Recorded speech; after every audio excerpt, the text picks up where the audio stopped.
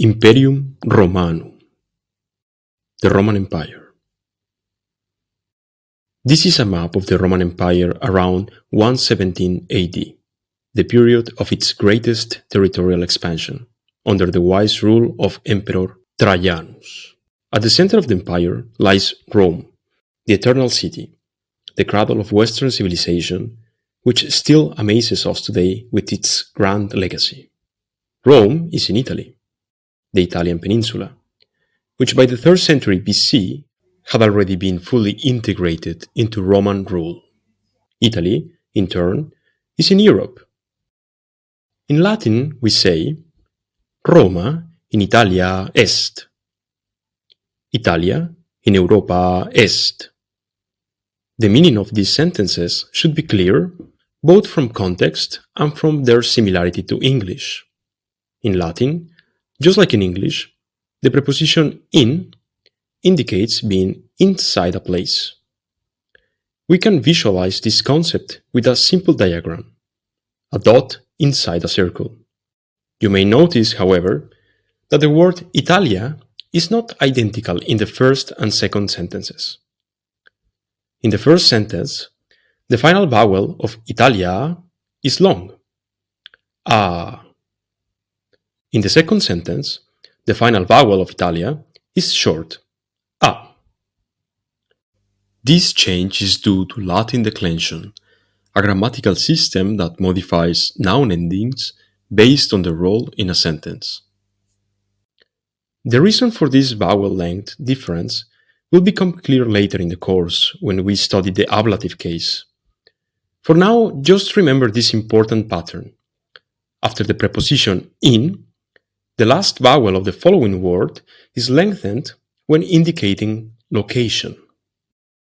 Other European countries within the Roman Empire include Graecia, Hispania, Gallia, Britannia.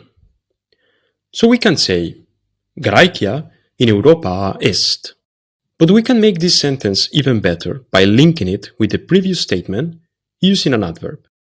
Graecia quoque in Europa est. The word quoque is an adverb meaning also or to. There is just one important rule to remember. Quoque must always appear in second position, immediately after the word it modifies. This means that you cannot begin a sentence with quoque.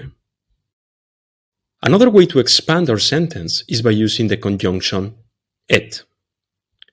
Britannia et Gallia. Now we are speaking in the plural, so we must also change the verb to the plural form. Britannia et Gallia in Europa sunt. We can group together as many countries as we want. Britannia et Gallia et Hispania in Europa sunt. In Latin, est and sunt are forms of the verb to be, in singular and plural, respectively.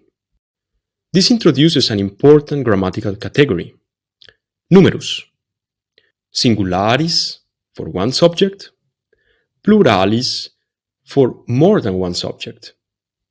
Looking back at our map, we can see that the Roman Empire extended across 3 known continents: Europa, Africa, Asia. Each continent contained many provinces and regions. Let's have some fun with geography and ask some questions. Ubi est Aegyptus? Aegyptus in Africa est. Ubi est Syria? Syria in Asia est. Here, ubi is an interrogative adverb. Its meaning should be clear from the context. Notice that Germany was not part of the Roman Empire, but we might suspect that it is in Europe. So we can ask, est ne Germania in Europa? In Latin, ne is an interrogative particle. It is attached to the first word of the sentence, usually the verb, to indicate a yes-no question. To answer affirmatively, simply repeat the statement. To answer negatively, use the adverb non before the verb. For example, esne Germania in Europa? Germania in Europa est. Esne Syria in Africa? Syria in Africa non est. When answering negatively, we can introduce the correct answer using the coordinating conjunction set.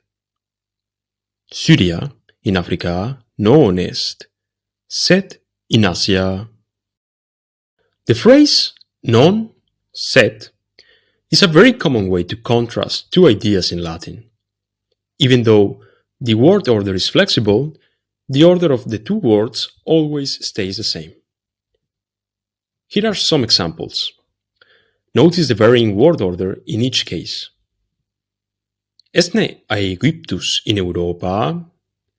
Aegyptus non in Europa, sed in Africa est. Esne Syria in Africa? Syria non est in Africa, sed in Asia. Esne Germania in Asia?